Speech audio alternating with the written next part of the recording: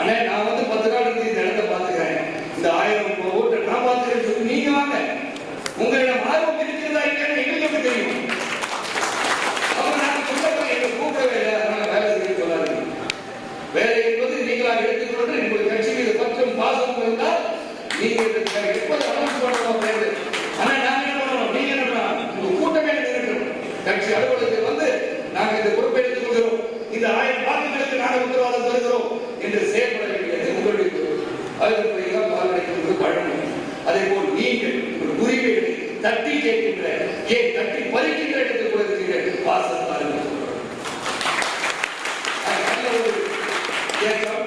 சிறப்பாக செயல்படுகிறது. உங்கள் அனைவரும் பார்க்கும் போது 2 மணி நேரம் காத்துக்கொண்டு இங்கு இருந்து இந்த கட்சியின் தலைவர் என்ன சொல்ல போகிறார் காத்துக் கொண்டிருக்கிறீர்களே, இதுவே நம்ம கட்சி வளர்ந்திருக்கிறது.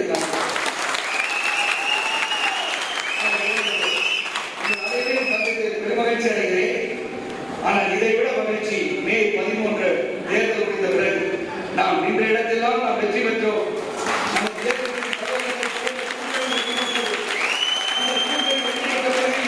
பொதுச் செயலாளர்கள் மந்திரியாக இருக்கிறார், இங்குள்ள ஒரு மாவட்ட செயலாளர் மந்திரியாக இருக்கிறார், தலைவர் பதவியில்லாவிட்டால் நம்மை நடத்தி செல்கிறார் என்று இருந்தால் கூட நாம் வெற்றியை நோக்கி செல்ல வேண்டும் என்ற உறுதிமொழி எடுத்துக்கொண்டு சிறப்பாக செயல்படுங்கள், உறுதியாக செயல்படுங்கள். செல்பவர்கள் செல்லட்டும், பயந்து விடாதீர்கள். ஆனால் இப்ப போறதே நல்லது.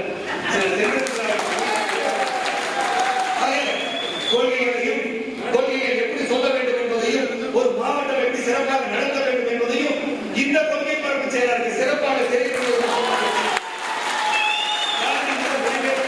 சமுதாயத்தை எங்கும் பாடுபடுவோம், உறுதியாக பாடுபடுவோம். சமத்துவ மக்கள் கட்சி சிறப்பாக இந்த தேர்தலில் செயல்பட வேண்டும் என்று கேட்டுக்கொண்டு, உறுதியாக செயல்பட வேண்டும் கேட்டுக்கொண்டு வந்து அனைவருக்கும்